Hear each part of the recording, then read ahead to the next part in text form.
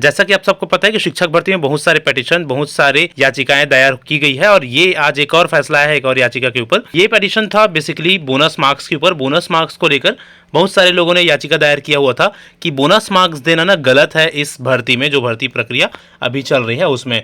इसके ऊपर हाईकोर्ट का एक जजमेंट आया है 28/6 का ये ऑर्डर है, जिसमें हम देखेंगे कि कौन कौन सी बेसिकली बातें दी हुई है। पहले इस नोटिस को समझेंगे अच्छे से, उसके बाद हम ये चर्चा करेंगे कि क्या इसमें जो बातें लिखी गई है वो उसको कर पाना व्यवहारिक रूप से पॉसिबल या संभव है कि नहीं। सारे पक्षों को देखेंगे कि किस तरह से आगे की प्रक्रिया हो सकती है। सबसे पहले देखते हैं कि एक्चुअल में इसमें लिखा क्या गया है और कौन सी बातें इसमें बोली गई है। देखेंगे आप यहाँ पर से, Learned Council for Petitioners submits that in the advertisement granting bonus marks to the guest teacher lecturer is contrary to the Chhattisgarh school education services.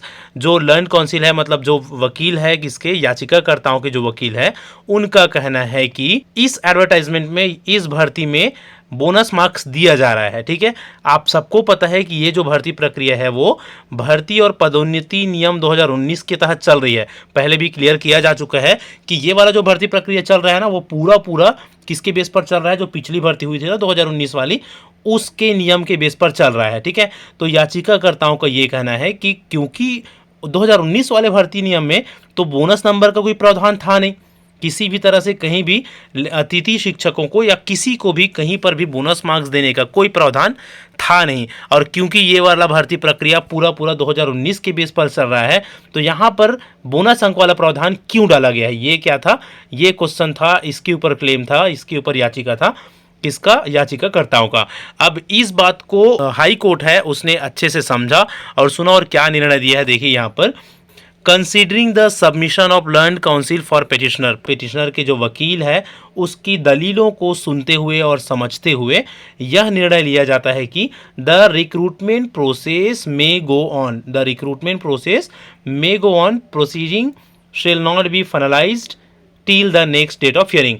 जो रिक्रूटमेंट प्रोसेस है, जो भर्ती प्रक्रिया है ना, वो उसको जारी रखा जा सकता है। ठीक है, सबसे इंपॉर्टेंट बात इस लाइन में यहाँ क्लियर होता है कि जो भर्ती प्रक्रिया है ना उसको जारी रख सकते हो, लेकिन जो फाइनलाइजेशन है, ठीक है, मतलब अंतिम रूप है, भर्ती को अंतिम रूप नहीं दिया जाना है। अंतिम रूप किसको बोलते हैं, ज्वाइनिंग प्रोसेस वगैरह जो होती है, वेरिफिकेशन, ज्वाइनिंग प्रोसेस कराना, वो किसी भी भर्ती प्रक्रिया का अंतिम रूप होता है। तो वो नहीं किया जाना है। फिलहाल आप क्या कर सकते हो, भर्ती प्रक्रिया को आगे बढ़ा सकते हो। ये कह दिया है किसने, हाई कोर्ट ने ये कह दिया है। ठीक है, अब बात ये हो जाती है कि भर्ती प्रक्रिया को आगे बढ़ाने मतलब क्या।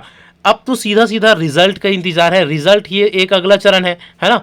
तो अब रिजल्ट जारी किया जा सकता है या रिजल्ट जारी करना मतलब भर्ती प्रक्रिया को आगे बढ़ाया जा सकता है, ऐसा बोला गया है। देखो अगला डेट इसका ये दिया गया है 14 अगस्त को अगला डेट इसका होगा। इससे पहला वाला जो नोटिस आया था ना, उसमें भी ये जो लाइन है ना, शुड नॉट बी फाइनलाइज्ड वाला जो लाइन है, ये उस भी नोटिस में दिया हुआ था। ठीक है, बहुत सारे लोगों ने इस पर बातें भी रखी कि फाइनलाइजिंग नहीं किया जाना है, बोला है भर्ती प्रक्रिया पूरी आगे बढ़ा सकते हो, बोला गया जारी रख सकते हो।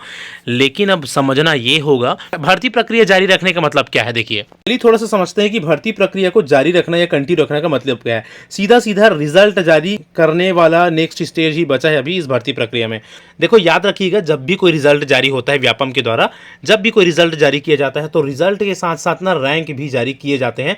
आप लोगों को याद होगा, कैटेगरी वाइज रैंक और ओवरऑल रैंक दोनों तरह के रैंक जारी किए जाते हैं जब भी कोई रिजल्ट जारी किया जाता है। तो रैंक किसके बेस पर बनती है भाई, रैंक आपके मार्क्स के बेस पर बनती है। जो भी नंबर आप पा रहे हैं, है ना, जो भी मार्क्स आपका आ रहा है उस एग्जाम में, उसके बेस पर आपके रैंक बनते हैं। तो अब देखो यहाँ पर बोनस मार्क्स दिया जाना है कि नहीं दिया जाना है, वही अभी क्लियर नहीं है। अभी तो ये केस पेंडिंग है ना, अभी बोनस मार्क देना है कि नहीं देना है वो क्लियर नहीं है। तो जब रिजल्ट निकालेंगे तो किस बेस पर रिजल्ट निकालेंगे, या जो रैंक बनाएंगे वो किस बेस पर रैंक बनाएंगे, क्या बिना बोनस मार्क को जोड़कर रैंक बनाएंगे या बोनस मार्क को जोड़कर रैंक बनाएंगे। देखो चीज़ें जितना आसान लग रहा है, जितना सरल लग रहा है, एक्चुअल में उतना सरल या उतना आसान ये है नहीं। अभी यही बात क्लियर नहीं है कि बोनस नंबर देना है कि नहीं देना है। जो रिजल्ट निकालेंगे तो रिजल्ट के साथ तो रैंक भी निकालेंगे। तो रैंक किस बेस पर बनाएंगे, बोनस मार्क को जोड़कर रैंक बनाएंगे कि बोनस मार्क को बिना जोड़े रैंक बनाएंगे।